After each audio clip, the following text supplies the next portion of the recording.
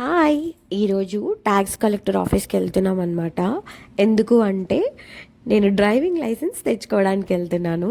Driving test అంతా course అంతా స్కూల్లో కంప్లీట్ చేసుకొని నాకు సర్టిఫికేట్ ఇస్తే ఆ సర్టిఫికేట్ తీసుకెళ్ళి నేను డ్రైవర్ హెడ్లో చూపిస్తే ట్యాక్స్ కలెక్టర్ ఆఫీస్లో వాళ్ళకి చూపిస్తే నాకు డ్రైవింగ్ లైసెన్స్ అయితే ఇస్తారనమాట.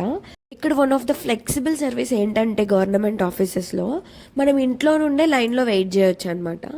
నేనైతే ఇంట్లో నుండే లైన్లో వెయిట్ చేశాను. అంటే డ్రైవర్ లైసెన్స్ తీసుకోవడానికి నేను అక్కడ ట్యాక్స్ కలెక్టర్ ఆఫీస్లో ఏ బ్రాంచ్ దగ్గరికి అయితే వెళ్ళాలనుకుంటున్నానో ఆ సైట్ ఓపెన్ చేసుకొని అక్కడ నేను లైన్ వెయిటింగ్ లిస్ట్లో నుంచి నన్ను నేను ఎన్రోల్ చేసుకున్నాను అనమాట.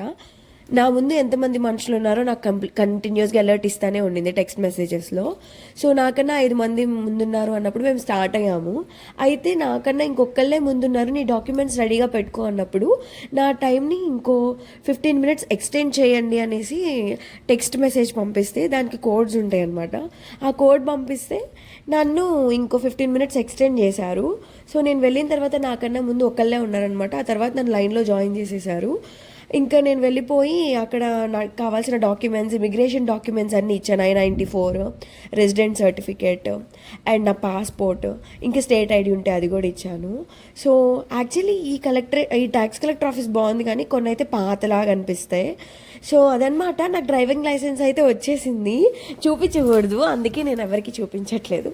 మళ్ళీ యూఎస్ఏలో from the scratch driving class నేర్చుకోవాలంటే చాలా కాస్ట్ ఉండిద్ది అనమాట. లక్కీలీ నేను స్కూల్లో నోటిఫికేషన్స్ వస్తే అక్కడ ఎన్రోల్ అయ్యి నేర్చుకున్నాను, నేను మా ఫ్రెండ్స్. సో మా గ్రాడ్యుయేషన్ ఇట్లా జరిగింది. మా కోచెస్ ఇద్దరు they are really good. From the scratch నేర్పించారు.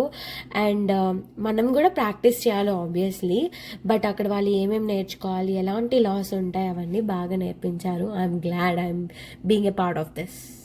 కాస్ట్కోలో ట్రెండ్ అవుతుంది, ఇదో పెద్ద వింతలాగా పానీపూరి అమ్ముతున్నారని చెప్పి. సో మా స్టోర్లో కూడా, మేముండే ఏరియాలో ఉన్న కాస్ట్కో స్టోర్లో కూడా పానీపూరి వచ్చింది. సో నాకు అంత క్వాలిటీగా ఏం అనిపించలేదు. ఇప్పుడు ఇంట్లో చేసుకోవడం వచ్చేసింది, కరోనా టైంలో నేర్చుకున్నాను అనమాట. బట్ ఎగ్జైటింగ్ విషయం ఏంటంటే వాటర్ మెలన్స్ ఉన్నాయి అనమాట కాస్ట్కోలో. ఒక్కొక్కటి $7. చాలా పెద్దగా ఉన్నాయి, చాలా స్వీట్గా కూడా ఉన్నాయి. సో కొనుక్కొని ఇంటికి వెళ్ళిపోయాం. మీకు ఈ వీడియో నచ్చినట్లయితే please do like, share and subscribe to my channel. And please support me. Your support means a lot. Thank you. By.